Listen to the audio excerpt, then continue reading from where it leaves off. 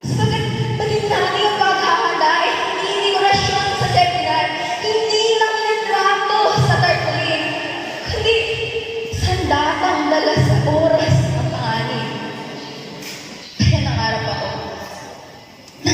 ako ng isang pamarinang handa sa anumang sauna, anumang pagsubok ng panahon. Oo, nangarap ako.